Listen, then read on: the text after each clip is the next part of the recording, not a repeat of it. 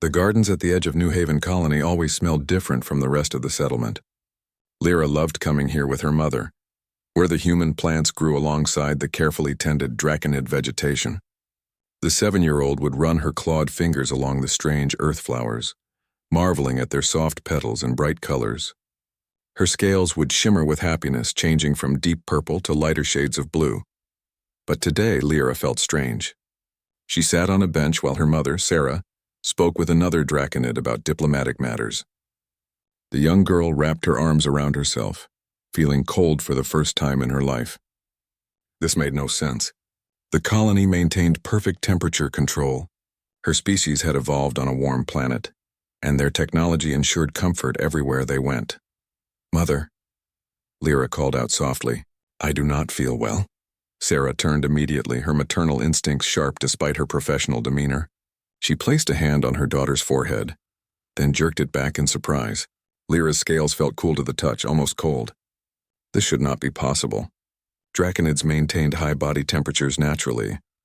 "We are going home right now," Sarah said, scooping her daughter into her arms.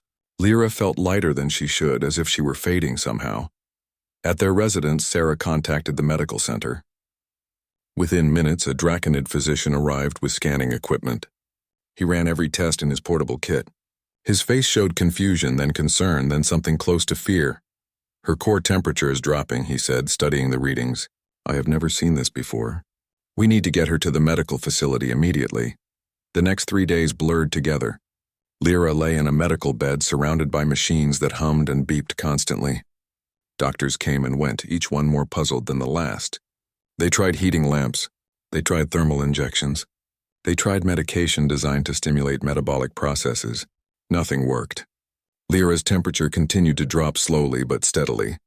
Sarah never left her daughter's side. She held Lyra's hand and told her stories from their homeworld, trying to keep her spirits up. But even Lyra's scales had begun to lose their color, fading to a dull gray.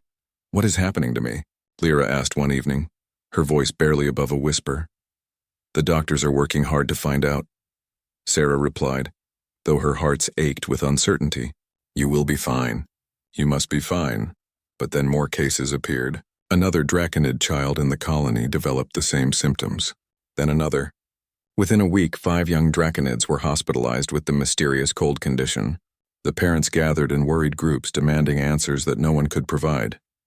The chief medical officer called a meeting. Sarah attended, leaving Lyra in the care of nurses. The officer stood before the assembled parents with data displays showing charts and graphs that ultimately revealed nothing useful. "We have consulted with medical experts across 3 star systems," he said. "No one has encountered this condition before. It appears to affect only children between the ages of 5 and 9. We have ruled out viral infections, bacterial contaminations, environmental toxins, and genetic disorders. The children are simply getting colder." "Then what is causing it?" demanded one father, his voice sharp with fear and frustration.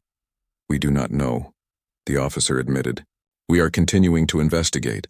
Sarah returned to Lyra's room feeling defeated. Her daughter looked smaller somehow, curled up under 3 thermal blankets that seemed to provide no comfort. Lyra's eyes opened when she heard her mother enter. "Did they find an answer?" she asked hopefully. Sarah forced herself to smile. "Not yet. But they will. I promise you." That night, Sarah could not sleep. She sat in the chair beside Lyra's bed, watching her daughter breathe slowly in and out. The medical monitors showed vital signs that grew weaker each day. How could their advanced technology fail so completely? The draconid civilization had mastered faster-than-light travel, terraforming, and countless other achievements. Yet they could not save their own children from an unexplained cold. A nurse entered quietly to check the monitors. She was an older draconid who had worked in medicine for decades. She looked at Lyra with sadness in her eyes, then at Sarah. "I should not say this," the nurse whispered, "but I have heard rumors. Some of the staff have been talking. They say the human doctors have different methods. Strange methods. They approach medicine from another angle entirely." Sarah stiffened. Humans. The warm-blooded species that had settled on the other side of the colony. The draconids tolerated their presence but generally kept their distance. Humans were seen as technologically inferior, though oddly persistent and creative in their own primitive ways. "Humans," Sarah repeated, unable to hide her skepticism. What could they possibly know that our physicians do not? The nurse shrugged. Perhaps nothing. But what harm could it do to ask? Your daughter grows colder every day. Our medicine has no answers. After the nurse left, Sarah sat in silence, wrestling with her pride. To approach humans for medical help would be humiliating. It would be admitting that her own people's advanced science had failed. Other draconids would judge her. They might see it as betraying her culture. But then she looked at Lyra, her precious daughter, and none of that mattered anymore. By morning, Sarah had made her decision. She would go to the human district and find their doctors. She would beg if necessary. Pride meant nothing compared to her child's life. As Lyra slept fitfully under her pile of useless blankets, Sarah prepared herself for a journey across more than just physical distance. She was about to cross a barrier that few draconids ever considered crossing. The barrier between species, between old prejudices, and perhaps between death and hope. Sarah had never walked through the human district before. The streets looked different here, somehow less orderly than the draconid sections of New Haven Colony. Humans seemed to favor variety over uniformity. Buildings stood in different styles and colors. Gardens grew in wild patterns rather than geometric arrangements. Even the air smelled different, carrying scents of unfamiliar foods and strange flowers. People stared at her as she walked past. A draconid rarely ventured into this part of the colony. Sarah kept her head high despite her discomfort, focusing on her purpose. She had left Lyra at the medical center with strict instructions for the staff to contact her immediately, if anything changed. Every moment away from her daughter felt like a betrayal, but this had to be done.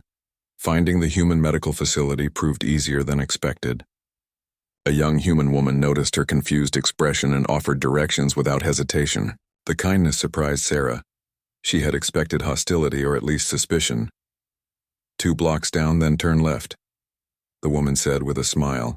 Big building with a Red Cross symbol. You cannot miss it. Sarah thanked her and continued walking. Her tail dragged slightly behind her, a sign of exhaustion she could not hide. She had barely slept in days. The medical building looked modest compared to draconid facilities. No gleaming towers or advanced external displays. Just a simple structure with clean white walls and large windows. Sarah pushed through the entrance doors and found herself in a waiting area, filled with humans of various ages. Some looked ill. Others appeared to be there for routine matters. A woman at the front desk looked up from her computer screen. Her eyes widened slightly at seeing a draconid, but she recovered quickly and smiled professionally. Hello, how can we help you today? Sarah's voice came out more strained than she intended. I need to speak with a doctor. My daughter is ill, very ill. Our physicians cannot help her. The woman's expression shifted to concern. Let me get someone right away. Please have a seat, but Sarah could not sit. She paced near the entrance, her claws clicking against the floor.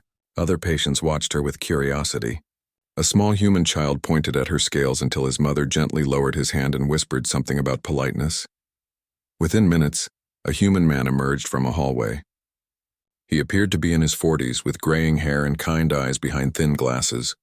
He wore a white coat with a name tag that read, Dr. Robert Hayes. I am Robert Hayes, he said, extending his hand in the human greeting gesture. Sarah hesitated, then clasped his hand briefly. It felt warm against her scales, almost hot. I understand your daughter needs help. Our doctors say there is nothing they can do, Sarah explained, the words rushing out. She's getting colder. Her temperature drops every day. 5 other children have the same condition. No one knows what causes it or how to treat it. Robert listened carefully, his expression thoughtful. How long has she been sick? 8 days. She started feeling cold in the gardens. Now she barely has the strength to speak.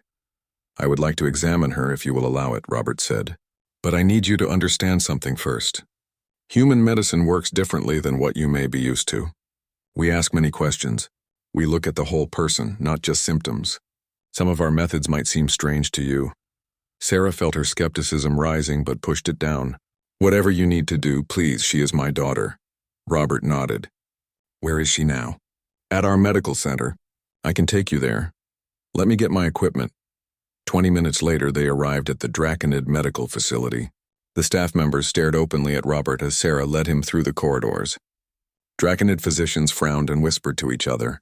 One doctor tried to stop them, arguing that an outside physician needed authorization to examine a patient.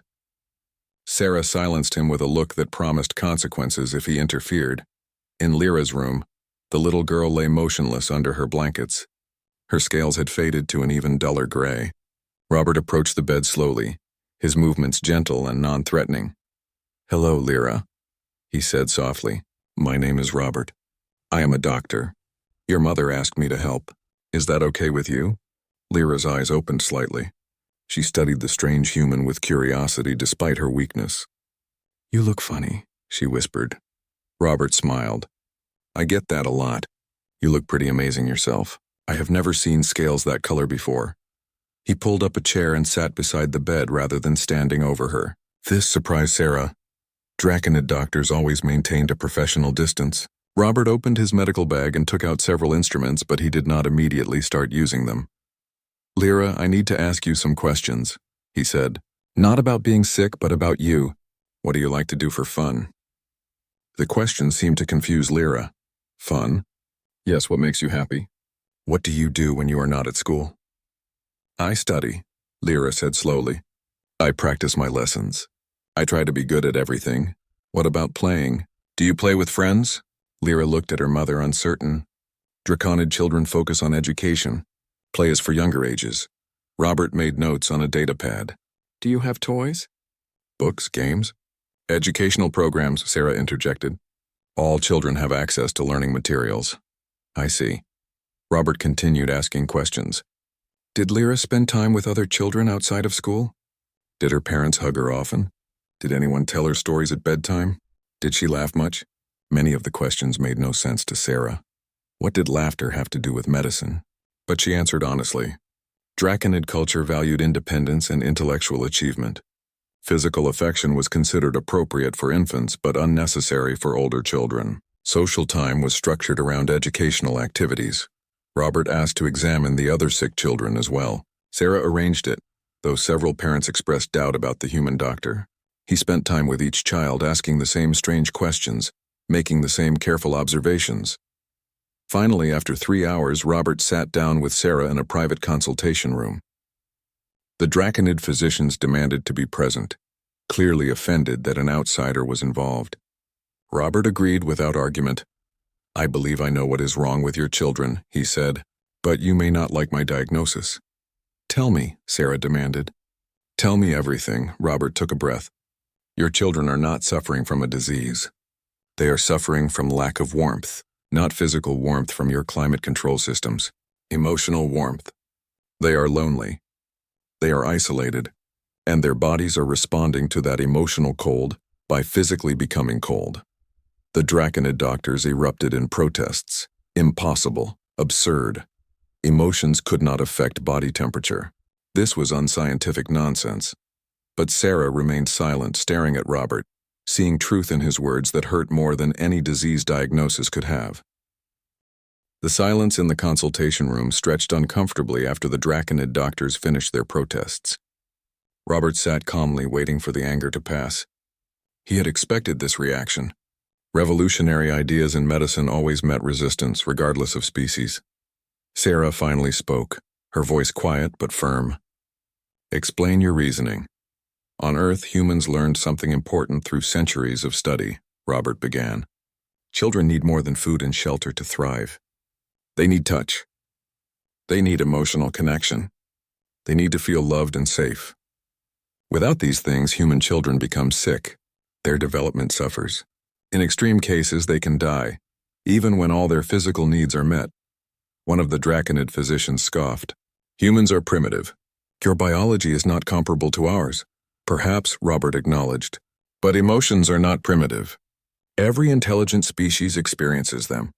The question is whether you acknowledge their importance." He pulled up data on his portable screen, showing charts and research studies from Earth. "We call it failure to thrive. Infants in human history who received food and medical care but no affection would waste away. Their body temperatures would drop. They would become listless. Some would die. The solution was not better medicine or more nutrients. It was touch, holding, comfort, love." "Lyra receives excellent care," Sarah protested, though doubt crept into her voice. "All our children do." I'm sure she does, Robert said gently. But when was the last time you held her? Not to transport her, but just to hold her close. When did you last tell her you love her? When did she last play with other children without it being educational? Sarah could not answer immediately. Draconid culture did not emphasize such things. Children were raised to be independent and intellectually strong. Physical affection was seen as creating weakness. Love was shown through providing proper resources and guidance, not through emotions and touch. I observed something in all the sick children, Robert continued. They are smart, obedient, well-educated, but they are isolated. They spend their days in structured learning. They have no close friendships, no playtime, no physical comfort from their parents. Their lives are cold, even though their environment is temperature-controlled. Another Draconid doctor shook his head. This is speculation, not science. Then let me run an experiment, Robert proposed. Let me try my treatment method. If I am wrong, you lose nothing but a few days. If I am right, you save your children. The doctors argued among themselves. Sarah listened to them debate medical theories and cultural traditions, but she kept thinking about Lyra, lying in that bed, growing colder every day. What did pride matter? What did tradition matter? Her daughter was dying. What is your treatment? Sarah asked, cutting through the argument. Robert met her eyes. Contact warmth, human warmth specifically. We maintain higher body temperatures than Draconids. We are naturally affectionate. We express emotions openly. I propose that my staff and I spend time with the sick children. We hold them. We talk to them. We play with them. We give them the emotional warmth they are missing. The suggestion horrified the other physicians. Allow humans to handle Draconid children? Expose them to alien influences? Absolutely not. But Sarah thought about that nurse's words. What harm could it do? Lyra was dying anyway. I agree, Sarah said. You may try your treatment with Lyra. The other doctors protested loudly, but Sarah ignored them. She was Lyra's mother. The decision was hers to make. Robert smiled. Thank you for trusting me. I will need to bring some of my staff. And I would like to try some other things too. Storytelling, gentle games, maybe some music? These things help human children feel safe and happy. Do whatever you believe will help. They returned to Lyra's room together. The little girl had fallen asleep, her breathing shallow. Robert approached carefully and placed his hand on her forehead, his warm human hand against her cool scales. She is colder than before, he observed. We need to start immediately. He made several calls on his communication device.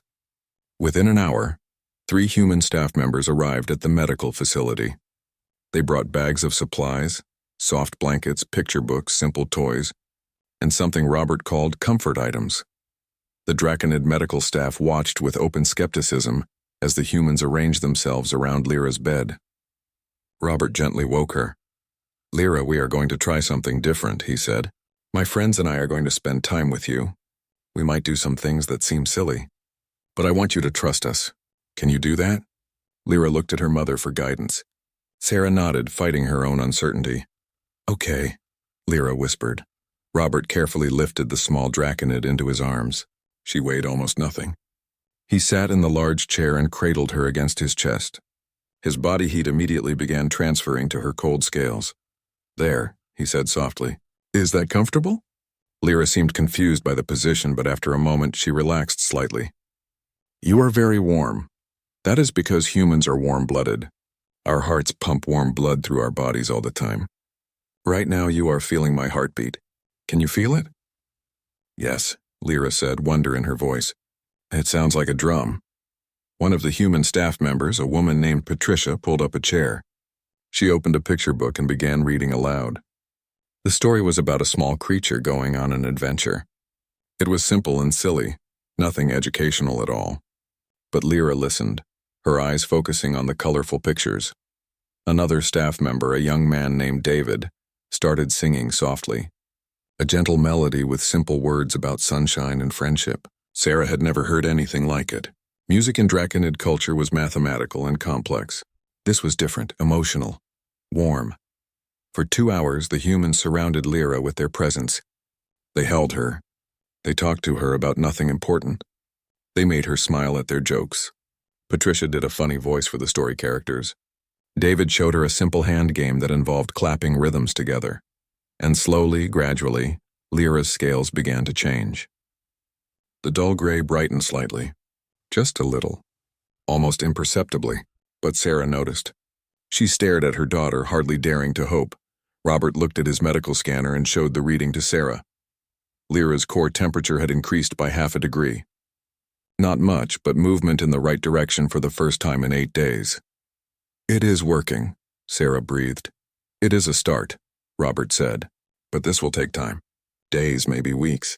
The children need consistent emotional contact. They need to relearn what warmth feels like. Sarah sank into a chair, overwhelmed. All this time, the answer had been so simple. Her advanced civilization with its sophisticated technology had overlooked the most basic need.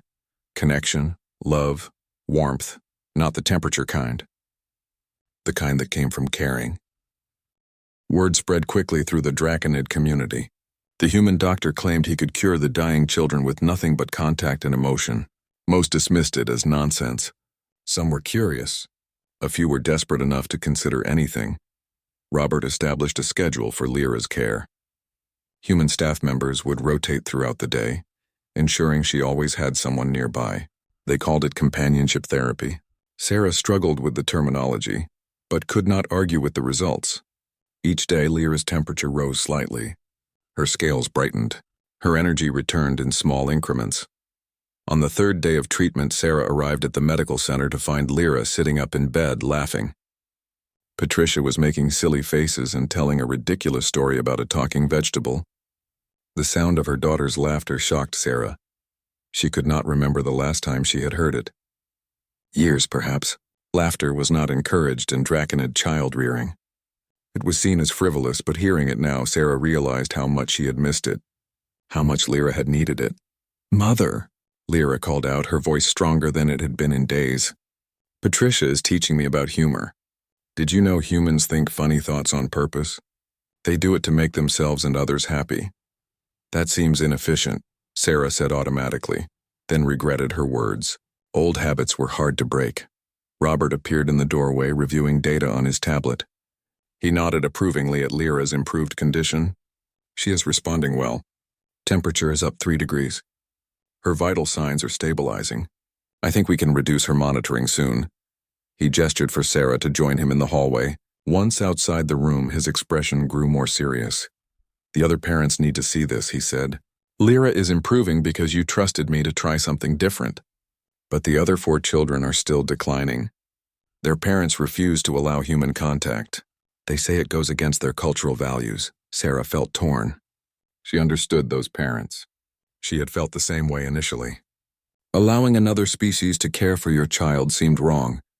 But watching Lyra improve had changed her perspective dramatically. "I will speak to them," Sarah promised. That evening, she called a meeting with the other parents. They gathered in a conference room, all exhausted and frightened. 2 of the children had deteriorated significantly. Time was running out. "You have betrayed our ways," one father accused when Sarah explained the treatment. "You have exposed your daughter to alien influence." "I have saved her life," Sarah corrected firmly. "Look at your children. Look at mine. Which choice seems wiser?" She showed them the medical data. Lyra's improvement was undeniable. The numbers did not lie. Temperature rising. Energy increasing. Vital signs strengthening. All without medication or technology. Just warmth. Just attention. Just care. A mother named Talia spoke up, her voice shaking. "But what will others say? What will they think of us?" "I do not care what they think," Sarah replied. "I care whether my daughter lives or dies." The rest is meaningless, her words hung in the air. Finally, one by one, the parents agreed. They would allow Robert and his team to treat their children. Pride could wait. Survival came first. The human medical staff expanded their operation. More volunteers joined. The medical center set up a special ward where the sick children could stay together. Robert called it the warmth room. Draconid physicians monitored everything, still skeptical but unable to deny the results. David brought a guitar and played music for the children. Patricia organized simple games. Another volunteer named Nancy taught the children about art, letting them draw and paint without worrying about perfection. The activities seemed pointless to many Draconids, but the children thrived. Sarah began spending more time in the warmth room, watching the interactions. She noticed how freely the humans expressed affection. They hugged without hesitation. They praised the children constantly. They smiled and laughed easily. Everything felt so different from Draconid social norms. Yet somehow it worked. One afternoon, Robert sat beside her, both of them observing Lyra play a simple card game with another Draconid child and 2 human volunteers. "Your species has achieved remarkable things," Robert said. "Faster than light travel." "Advanced artificial intelligence. Medical technology that amazes us. But somewhere along the way you forgot something important." "What is that?" Sarah asked. "That we are all social creatures. Intelligence does not remove our need for connection. Technology cannot replace emotional bonds. Your children are not weak for needing love. They are normal. Every species needs it in some form." Sarah watched Lyra laugh as she won a hand in the card game. The other Draconid child, a boy named Torin, grinned and demanded a rematch. Both children showed more energy and vitality than they had in weeks. "On Earth, do all humans receive this kind of care?" Sarah asked. Robert's expression saddened. "Not all. Some humans still struggle to understand these principles. We have learned much, but we have not perfected it. Children are sometimes neglected emotionally even when their physical needs are met. But we try, we study, we improve. Psychology and medicine work together. We know that a healthy mind requires a healthy emotional environment." "We have much to learn," Sarah admitted quietly. "And we have much to learn from you," Robert countered. "Your technology is incredible. Your intellectual achievements are extraordinary. Perhaps together, both our species can become better. You can teach us about advancement. We can teach you about connection." Over the next week, all 5 children improved steadily. Temperatures normalized. Energy returned. Scales brightened to their natural colors. The parents watched in amazement as their children transformed. Not just physically, but emotionally. They smiled more. They talked more. They seemed happier than they had ever been. But the transformation was not limited to the children. The parents changed too. Talia started hugging her daughter regularly, awkward at first but growing more natural with practice. Another father began telling bedtime stories, making up silly adventures that had no educational value whatsoever. Sarah found herself holding Lyra more, saying "I love you" without embarrassment. The human volunteers became familiar faces in the Draconid community. Children who had not been sick began asking to visit the warmth room. They were curious about the games and music. Their parents hesitated but eventually allowed brief visits. The cultural barrier was beginning to crack. Nancy organized a celebration when all 5 children were declared healthy enough to leave medical care. She brought something called balloons and decorated the warmth room with colorful streamers. The concept of a party for no educational purpose baffled many Draconids. But the children loved it. Lyra stood in the center of the room, her scales shimmering bright purple and blue again, and made a short speech that Robert had helped her prepare. "I was cold," she said simply. "Not outside cold. Inside cold. I did not know I was missing something until the humans showed me what warmth feels like. Now I understand. We all need each other. Being smart is good. But being connected is better." The adults applauded, some more enthusiastically than others. Change was difficult, but it was happening. News of the recovered children reached the Draconid Council within days. The governing body demanded a full report on the unconventional treatment methods. Sarah was summoned to explain her decision to involve human medicine in Draconid affairs. She entered the council chambers with confidence she had not felt before this experience. 10 council members sat in their elevated seats looking down at her with expressions ranging from curiosity to disapproval. The head counselor, an elderly male named Voran, spoke first. "You allowed humans to treat your daughter," he stated. "Not quite a question. This is highly irregular." "My daughter was dying," Sarah replied simply. "Our physicians had no answers. The human doctor did. By rejecting proven medical science in favor of emotional theory," another counselor interjected. "You realize how this looks to other species? We appear weak, dependent on a less advanced civilization." Sarah felt anger rising but controlled it. "We appear adaptable, willing to learn, intelligent enough to recognize when another approach has value. Is that not the mark of a truly advanced species?" Borin considered this. "Explain the treatment in detail." She did, describing everything Robert and his team had done. The physical contact, the storytelling, the music and games, the constant companionship. Several council members looked uncomfortable. One woman grimaced openly.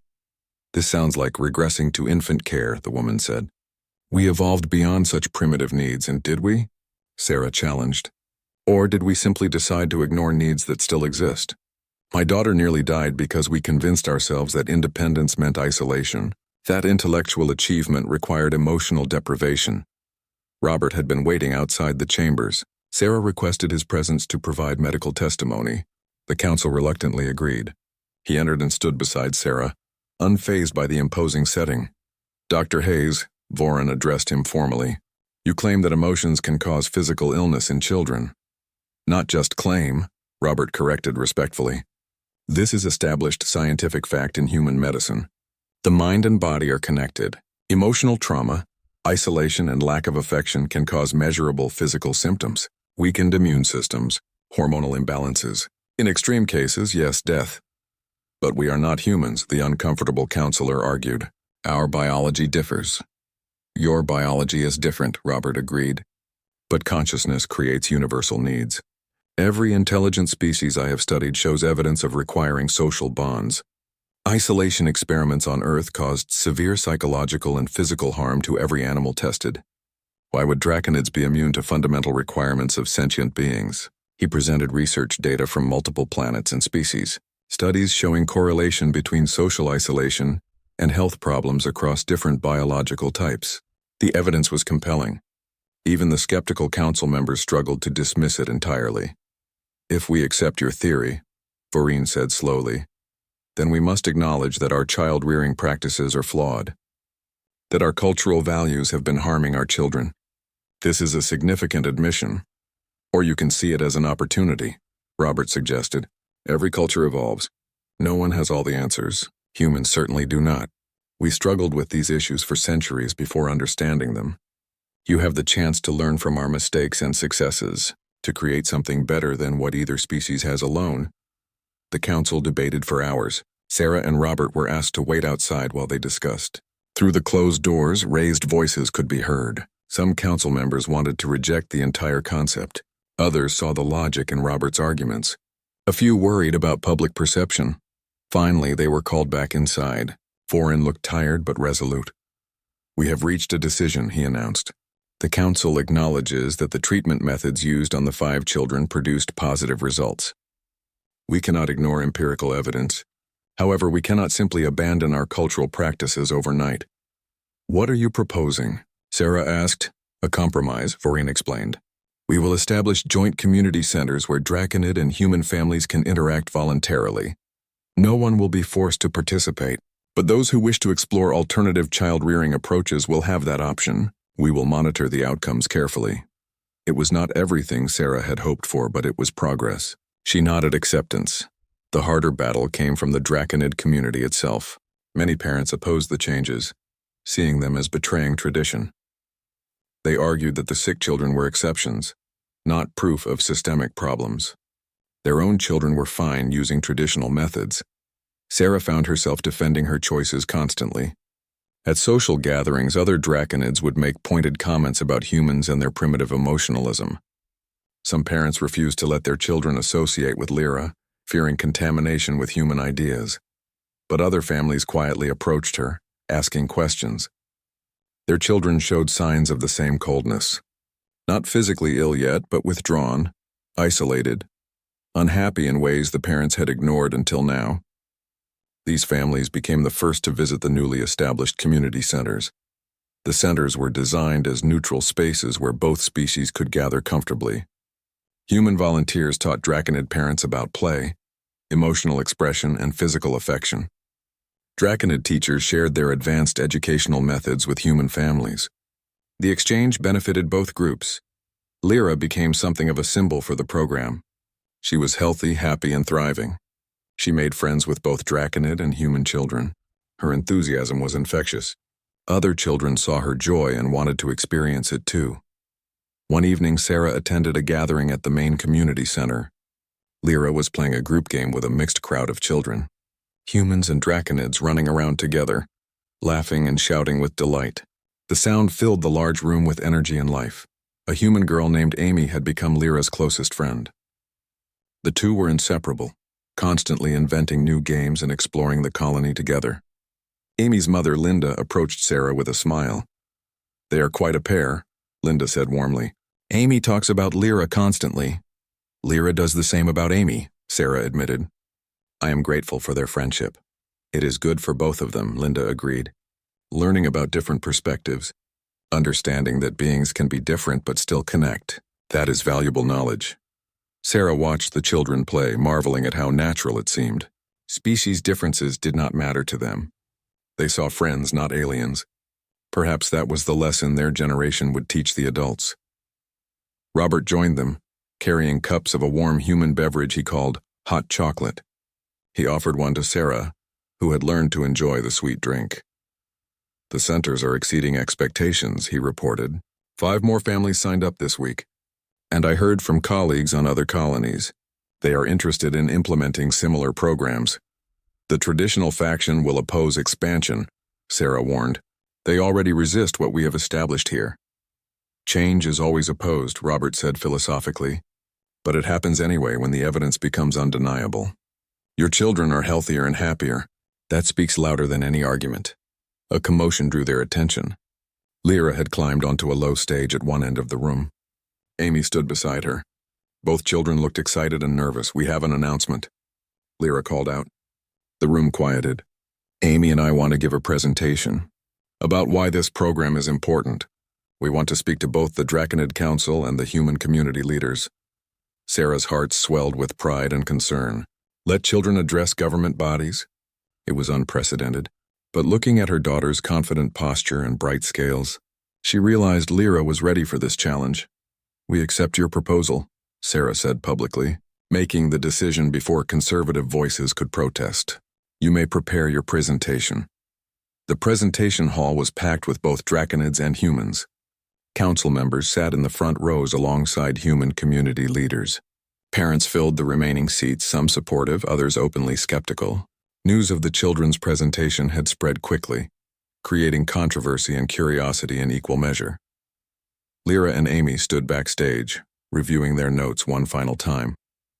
Robert had helped them organize their thoughts, but the words were entirely their own. Sarah waited with them, fighting her own nervousness.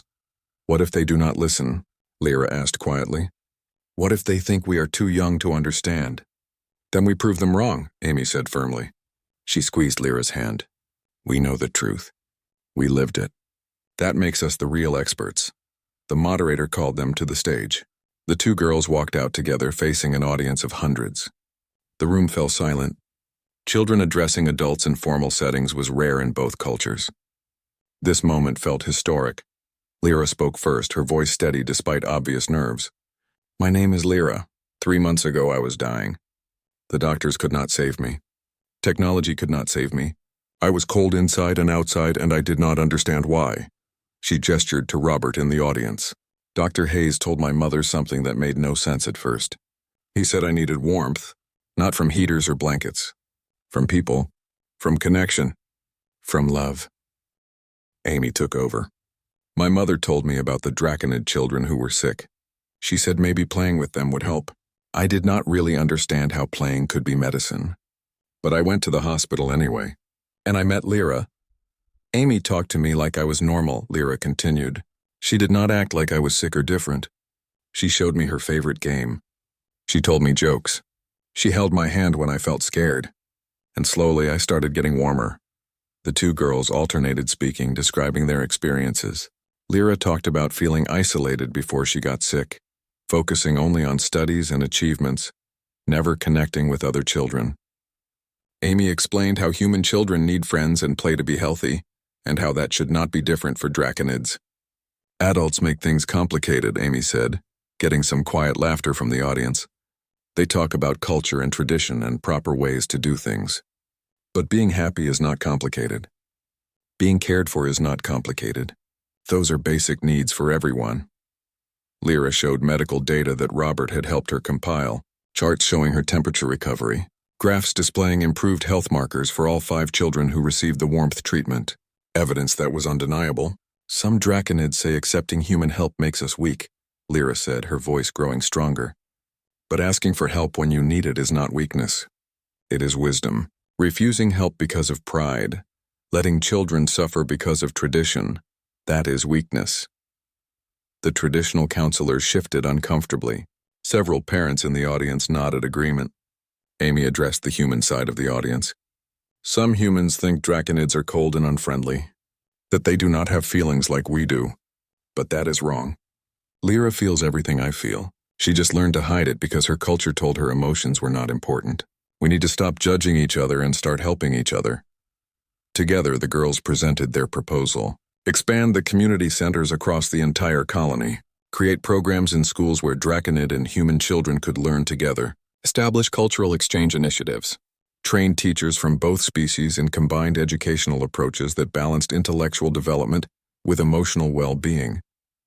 We are not asking you to abandon your identities, Lyra said. Draconids do not need to become human. Humans do not need to become draconid. We just need to take the best from both cultures and create something new, something better. The galaxy is big, Amy added. Lots of different species will meet each other as we explore. If we cannot learn to understand and help each other now, how will we ever work together out there? We need to start here with us, showing it can be done. The girls finished their presentation and stood together, waiting for reactions. The silence stretched uncomfortably. Then Vorin stood up. The elderly counselor walked slowly to the stage. Lyra tensed, expecting criticism. Instead, Vorin bowed his head respectfully. You have taught us something important today. Wisdom is not limited by age, and change, however uncomfortable, is sometimes necessary for survival and growth. He turned to address the full audience. I propose we accept these recommendations, not as a compromise but as a full commitment to a new approach.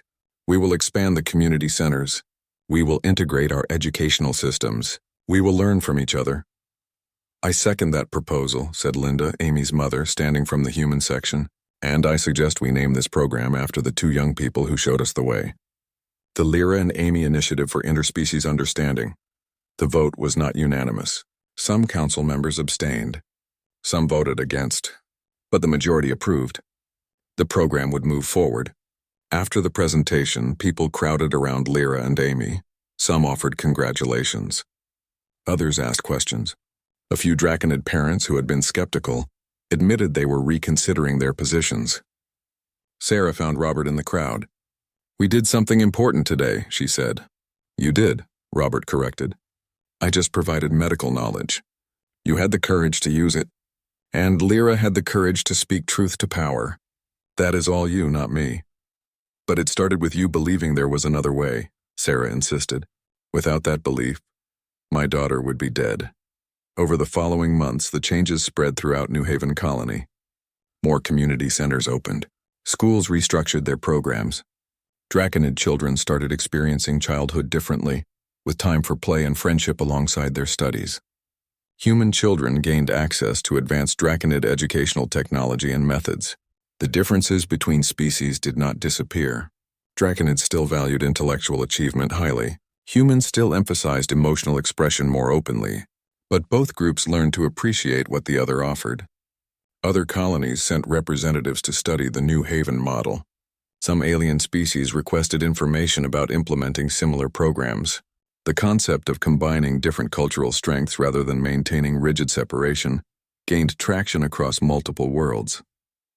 A year after Lyra's recovery, Sarah stood in the Central Park watching a mixed group of children play. Lyra and Amy were there, now organizing activities for younger children. They had become unofficial ambassadors for the program, speaking at schools and community events. Robert joined Sarah on the bench. How does it feel, he asked, knowing you helped start something that changed your entire civilization's approach to raising children? Terrifying and wonderful, Sarah admitted.